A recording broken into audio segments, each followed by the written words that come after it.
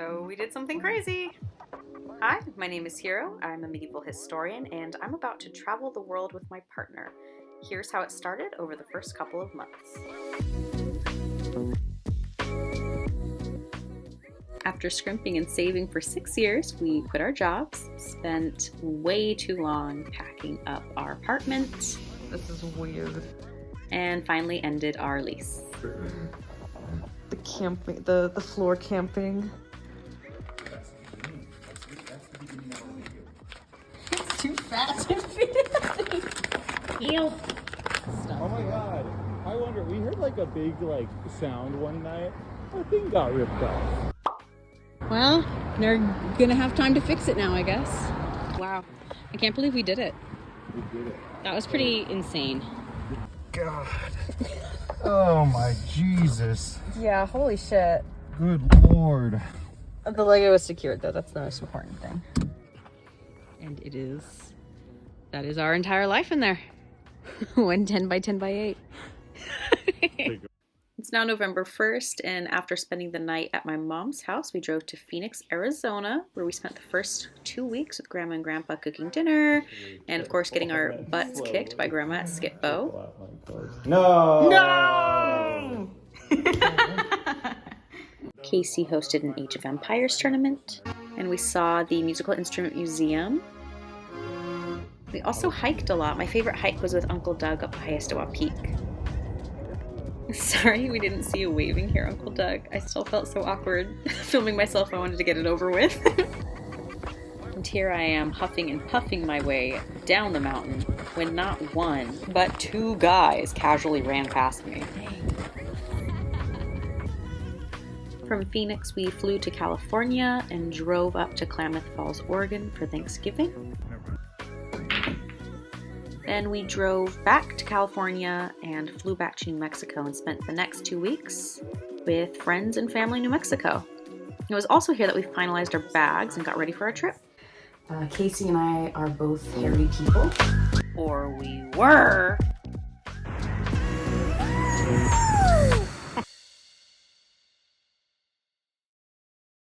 My goodness. Bye, Mama. Get you on. I will. Hey.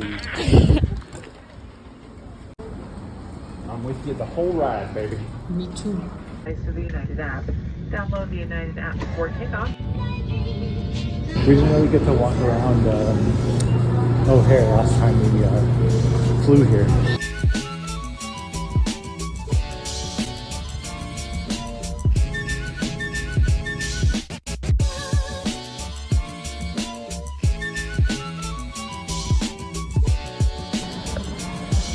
The face of someone who did not sleep on the airplane. G20 immediately. Your flight will be closing soon. It's in Heidelberg. 5 days in cool. We were like the last ones on the plane here, so we had to put our suitcases underneath our feet. Luckily they fit, but It works. I'm grateful that we both just took one backpack.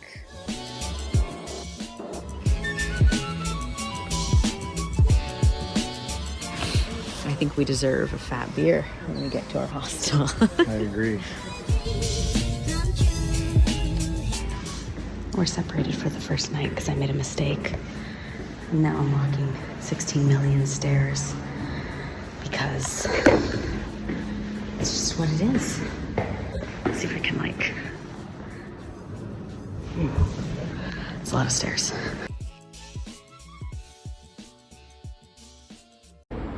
How many master's degrees does it take to figure out a trade kiosk? Oh, not that one. Honestly, I've never really been one for resting and relaxing and taking it easy. I'm very much a type A, go, go, go kind of person. My astrology friends assure me that I have a substantial amount of Virgo in my chart, but mostly I think I'm just worried I'm wasting my potential if I'm not constantly busy. So it took me a while to adjust to not having a job for the first time in a decade, to not having any deadlines or projects or to-do lists. It was weird. The fried food definitely helped, though.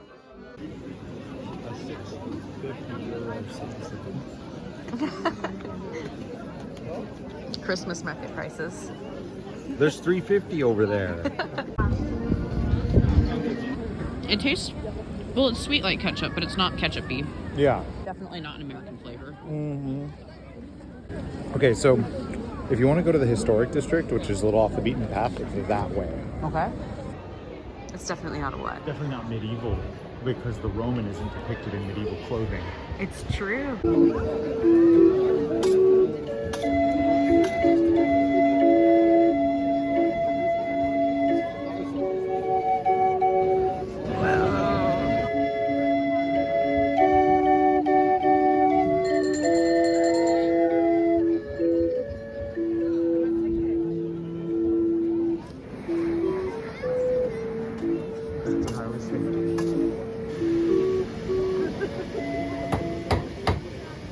We spent our time in Cone mostly eating our way through the Christmas markets, admiring the symbolism in the Cone Cathedral. And it's the Annunciation on the left, on the second from the bottom left. That's an angel.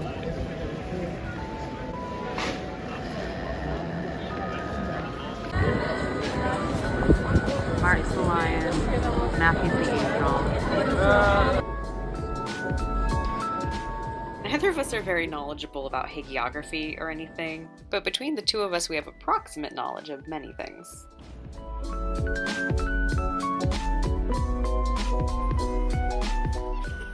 We also went to the Chocolate Museum, which is just as awesome as I remembered as a kid. Lots of cool information about how cocoa is grown and harvested, the working conditions of people farming cocoa, and then of course the chocolate making process in that very Instagrammable chocolate fountain. When I first visited Cologne with my parents and my aunties at age 10, I remember being so proud of myself for researching and finding out about the museum's existence all on my own. When we all went, I felt so cool and important for finding this place for everyone, even though all I did was look up chocolate in Germany on Google. But it's basically like full circle anyway, because I felt just that cool this time too.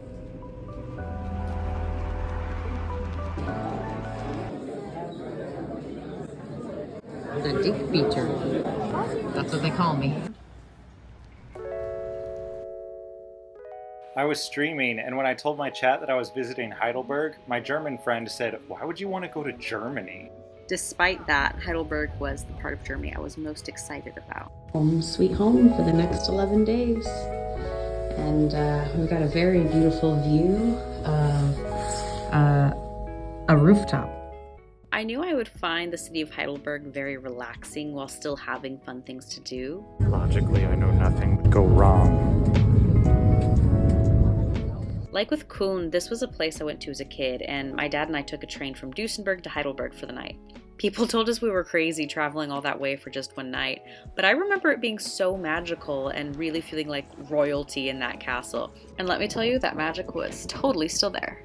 I developed a very sudden and very obsessive fascination with the Winter Queen and King, Elizabeth Stuart and Frederick V, thus named because Frederick only ruled for 1 year. By all accounts, they genuinely loved each other, and Elizabeth rejected other offers for her very prestigious hand in marriage, in favor of a nobody Palatine Elector. They both lived in Heidelberg Castle throughout his reign, and in that time, Frederick built her a massive garden and her very own private gate.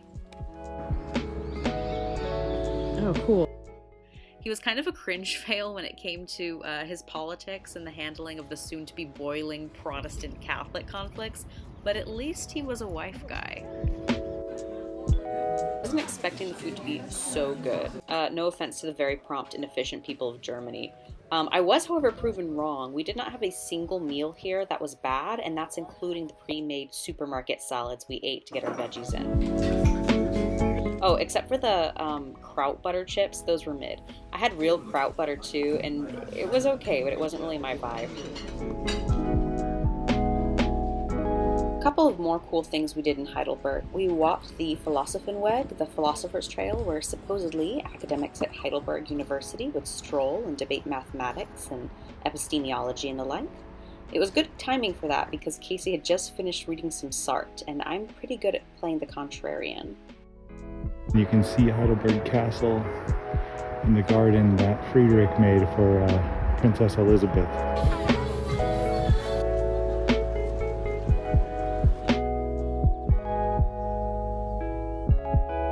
Another place was the Allstadt student prison, where rich college boys in the 19th century were sent for their punishment. It was seen as a right of way for unruly frat boys.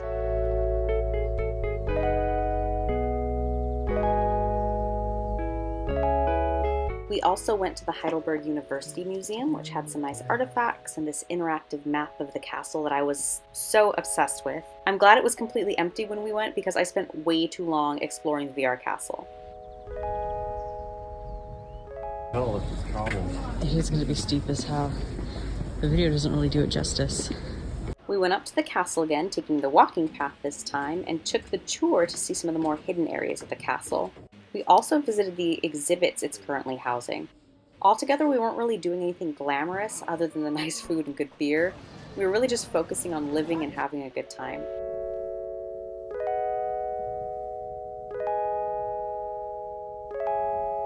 Casey streamed some Age of Empires on Twitch. I drew some character art for my World of Warcraft friends, and we just enjoyed ourselves and indulged in the downtime. And before we knew it, we were packing up, checking out, and getting ready to fly to Palermo, Sicily.